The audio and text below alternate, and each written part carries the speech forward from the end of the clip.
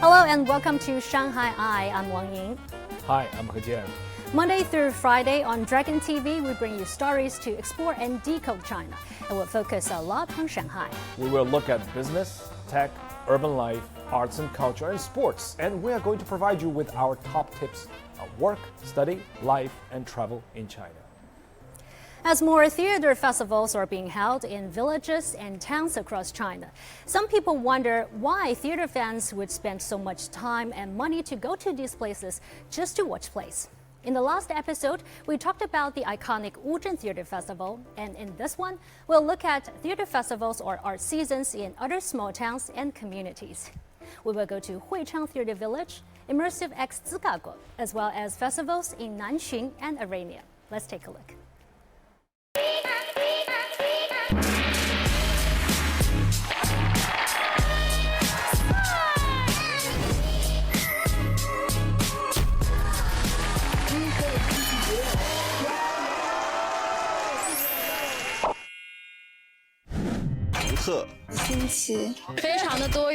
I feel a little bit like home. It's impressive. 像这个场面，包括在电影里面、电视里面都没见过。 These thoughts from people who have visited these different villages helped us dig deeper into the topic. First up is Huichang TheatreVillage. My keywords for it are a fertile land.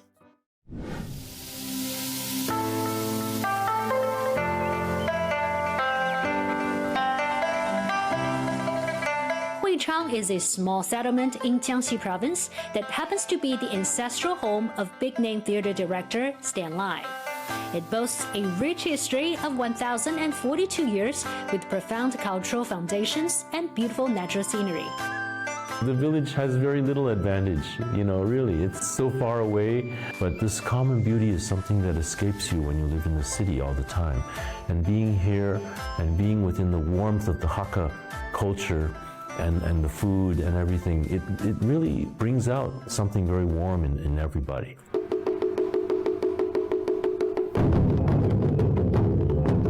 On January the 5th, 2024, it hosted an unprecedented scene when more than 200,000 visitors celebrated the opening of Huichang TheatreVillage. It included theater practitioners, performing arts groups, experts, and tourists. Huichang TheatreVillage unveiled its second theater season not long after, bringing together a handful of national and international performers and troupes. This includes Poland's Son of the Goat Theater that performed Hamlet, a commentary, an experimental prequel to the Shakespeare classic. Because Shakespeare's language is like a musical composition.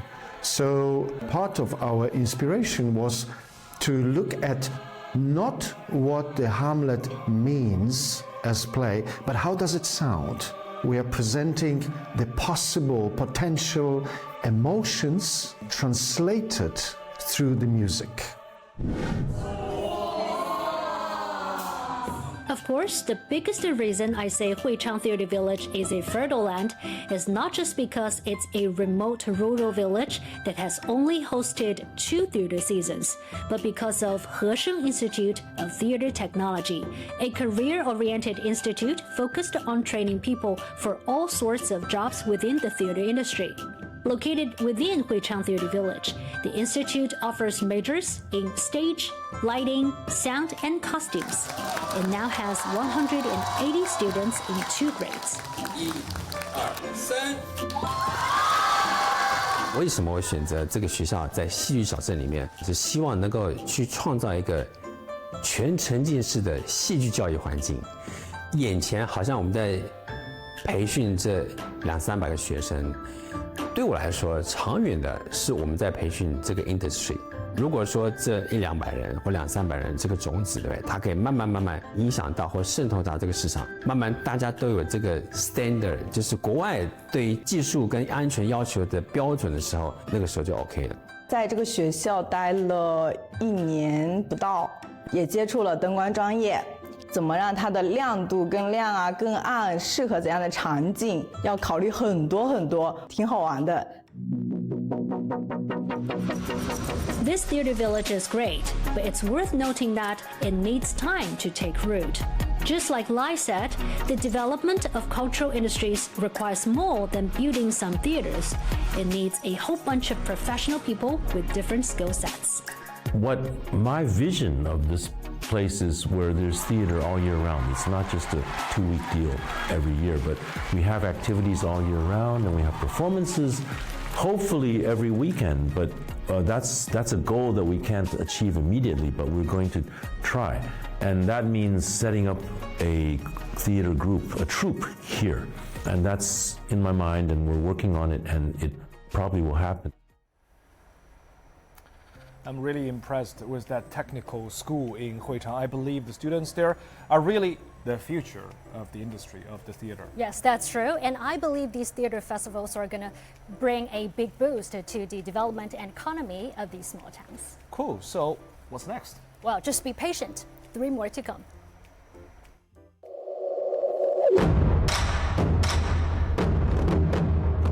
Okay, let's not forget 2 other historical villages in Shanghai and Zhejiang province. They are Zhujiajiao Ancient Town in Shanghai's Qingpu district and Nanxun Ancient Town in Huzhou's Nanxun district. The art season IMMERSIVEZIGAGAO is in Zhujiajiao.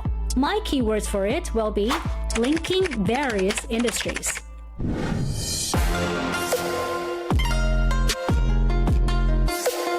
From September the 26th to October the 6th, 2023, IMMERSIVEZIGAGAO featured live dramas and art installations across the historical site. It included the dance drama T-Spell and more than a dozen other performances by emerging actors, musicians, and dancers. 并没有所谓的舞台，也没有所谓的座位。我们任何一个空间都可以成为我们超沉浸制造局，成为我们这个朱家角艺术季的演出场地。我们更希望看到的是产业的价值，比如说它和旅游和零售、和酒店、和餐饮等等，就是在不同的场合当中进行一个表演，它或许可以给我们带来不同的一些产业特点和产业魅力。Also, Nanxun International Children Cultural and Arts Season, a significant component of the 23rd China-Shanghai International Arts Festival, was held in Nanxun District, Huzhou, from October the 12th to 27th, 2024. My keywords for it will be family time. This art season in Nanxun involved 6 major performances, 13 immersive shows, and around 200 parades. Families with children were treated to a magical and surprise-filled extravaganza on weekends. 家里的老人、父母之间一起的亲子时光是特别的温馨的。我们希望他们既能够有文化的艺术的体验，又能够参与文化艺术，同时又能用这些水乡的文化来给他们进行一些浸润一个旅游加观演的形式，可能比到市中心某一个剧场单纯的一次观演更加的丰富。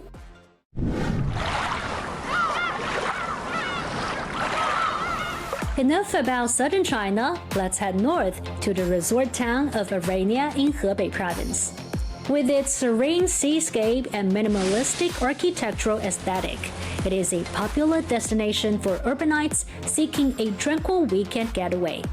It's also host to the Arania Theatre Festival. My keyword for it will be just like its slogan, half water, half stage.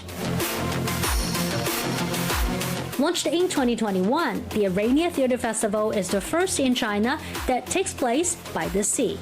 It also refers to the concept that drama, like the sea, is unlimited. In addition to the many theatre performances, the most unique feature of the festival was Migratory Birds 300, an event where 300 artists from different backgrounds set up camp along the seafront and created art together for 300 hours. 非常荣幸的带着8位老师做了一个原创作品，叫做4/9个梦想，带到了安那亚。我最后一场演出放在了凌晨的3点半，整个沙滩满坑满谷的人，就是大家都不睡觉，从晚上看到了凌晨，看到了太阳真的从海平面上一下跳出来，而且那一下刚好是打在我最后那句台词，整个海平面一下就变红了。很浪漫，很浪漫。 I feel with Anaya, the most special thing of it is architectures, and because unlike Huichang village or Zhujiajiao village, which has always been like very famous water village in China and has its very unique traditional architecture, Anaya, I think they were like designed and built from scratch. So everything is like specially designed for the residential area, but also for the theater festival that's happening in house ground, house yard, and things like that. It's quite unique.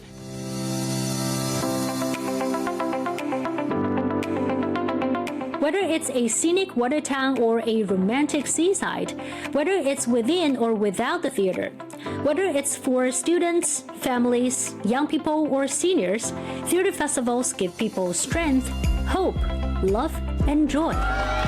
Although those theater festivals are still growing, they're all making efforts to cultivate different seeds within the country's performing arts industry. All of them are developing gradually and surely will blossom in the near future. I didn't realize that these festivals are actually becoming extremely trendy. Yes, that's true. I highly recommend you check them out, and maybe next time you can share your experiences with us. Of course, it sounds like fun. I would do that. So would you go to one or more of these small towns to attend a theater festival, and which one do you prefer? Please leave your comments on our official WeChat account. We'd like to hear more from you.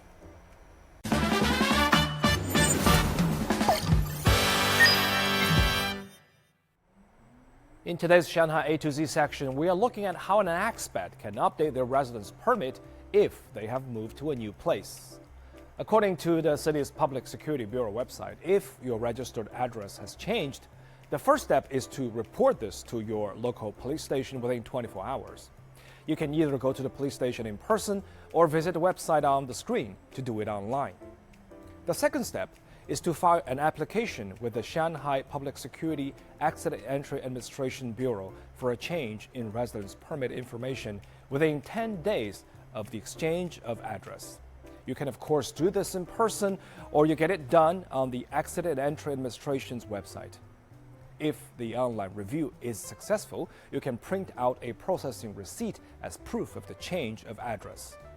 Moving house is stressful enough on its own. Both of these steps are fairly easy to accomplish online, but if you are not sure, avoid the stress, just go in person where someone can help you get it done. In today's Q&A, we have a question from a potential dog owner.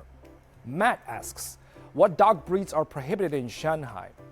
Before we start, it's important to know that following breeds I'm about to name are by no means the full list, and regulations are subject to change at any time, so make sure to check with your breeder or go to the local agricultural and rural affairs office to get the latest information. Dog breeds including Mastiffs, Rottweilers, Wolf dogs, Bulldogs, and some Terriers are prohibited in Shanghai due to their potentially aggressive temper. We should also mention that mixes of these breeds are also not allowed. This, of course, leaves plenty of breeds for you to choose from, and we hope you find the ideal pet.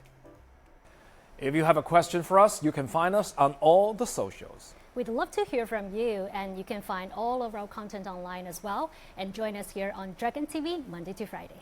Thank you so much for watching. See you next time.